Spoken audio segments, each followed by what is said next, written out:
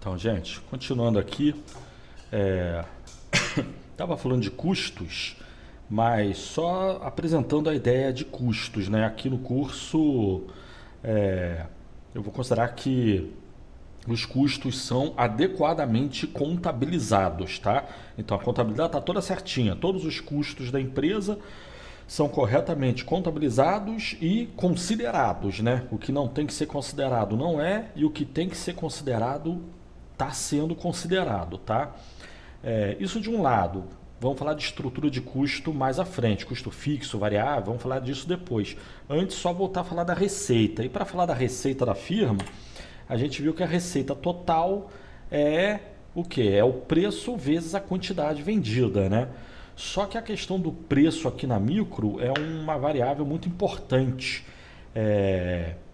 E ela tanto é consequência, ela é consequência de uma determinada condição de funcionamento das diferentes firmas, né? Diferentes firmas se deparam com diferentes condições de preço na economia. Que diferente condição? Existem companhias que são capazes de alterar o preço de determinados produtos, basicamente o seu produto na economia, né? E existem outras companhias, firmas que não têm tal poder, ou o poder é muito pequeno, né? Ou seja, o preço dos produtos aí que diferentes firmas vendem, diferentes firmas têm diferentes capacidades de alterar o preço do seu produto. Tem empresa que, se resolver cobrar muito caro, as pessoas, o mercado deixa de comprar dessa empresa para comprar da concorrência, ou deixa de comprar o produto para comprar um outro produto qualquer.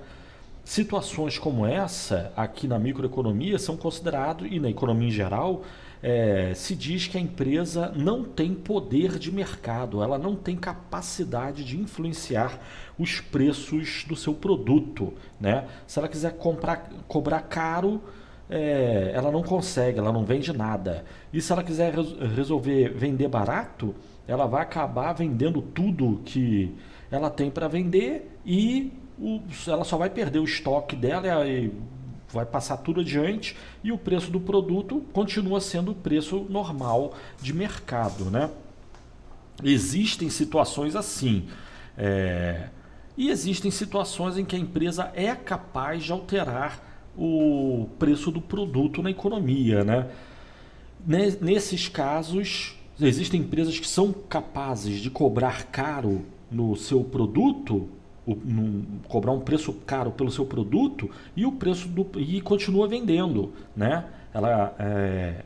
Ela tem poder de mercado, ela tem capacidade de influenciar os preços, tá? Mas enfim, basicamente tem dois tipos de firma na economia. Como a gente vai ver, na realidade não são dois tipos. É uma questão de nível, né? Existem firmas que têm mais poder de mercado, firmas que têm menos poder de mercado, né? Firmas que são capazes de alterar o preço do produto na economia e firmas que não são capazes de alterar o preço do produto que ela produz na economia, né? Nos casos em que a firma não tem capacidade de alterar poder no preço no preço do produto na economia, é os casos em que a firma não tem poder de mercado, ela é sem poder de mercado. Para esses casos, a gente vai considerar essa expressãozinha que eu estou dando aí, P é igual P barra. Esse barra aí em economia é muito utilizado. Quando tem uma barra em cima, indica que o valor é fixo.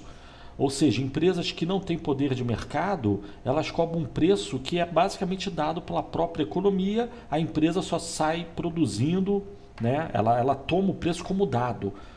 Você tem uma empresa que produz algo, o preço é 100. Então pouco importa se a empresa produz muito ou pouco, o preço é 100. Ela só sai produzindo, quanto mais ela produzir, mais ela vai vender pelo preço que aí está. Para essa firma, o preço está dado, essa firma é tomadora de preços.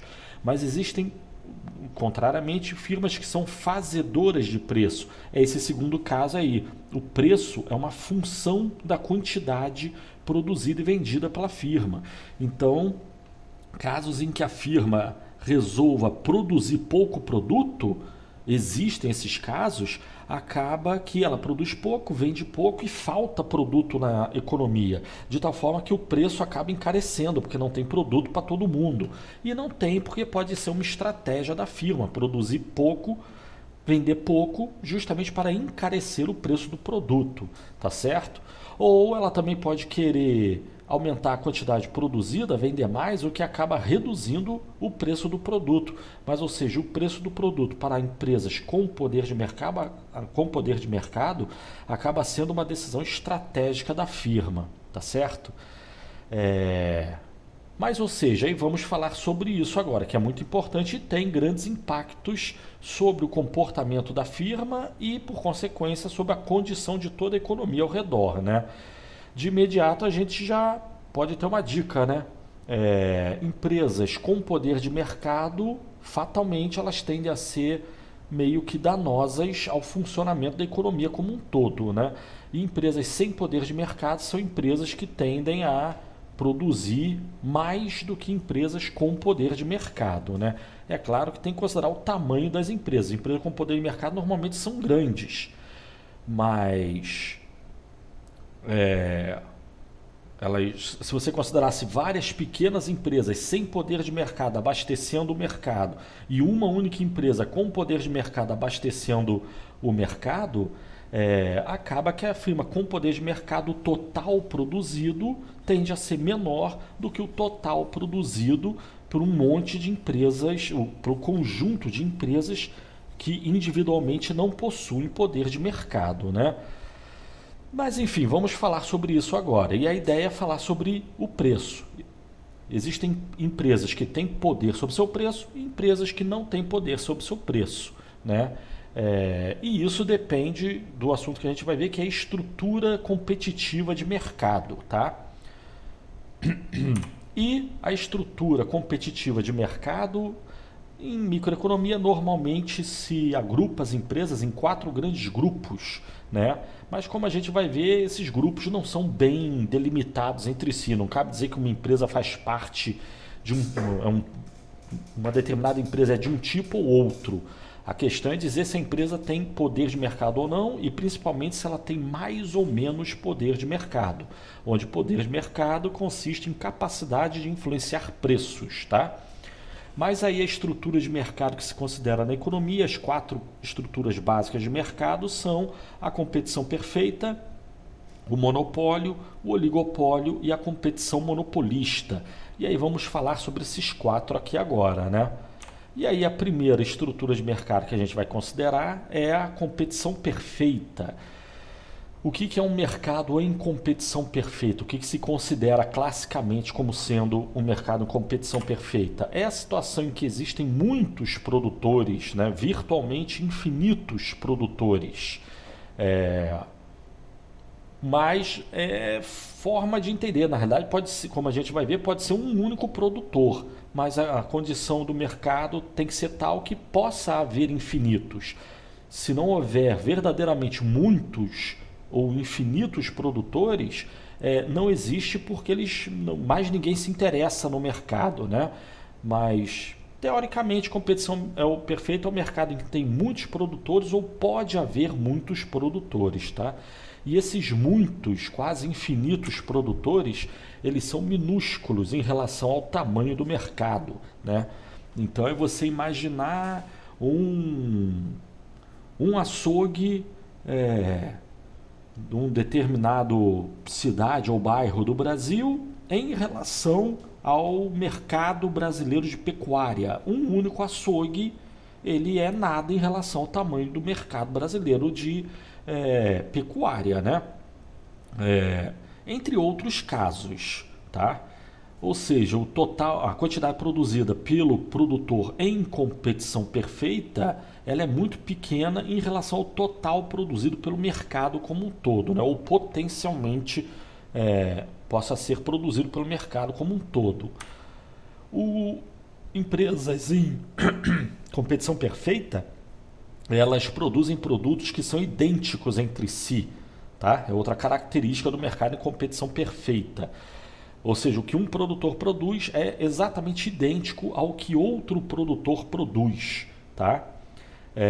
Uma pessoa planta cebola, um produtor agrícola planta cebola, outro produtor agrícola planta cebola e a cebola dos dois é idêntica. Até pode ter diferença entre as cebolas, né? Tem a cebola branca e a cebola roxa, mas o produtor que produz cebola roxa, a cebola dele é idêntica à cebola de outro produtor qualquer, tá?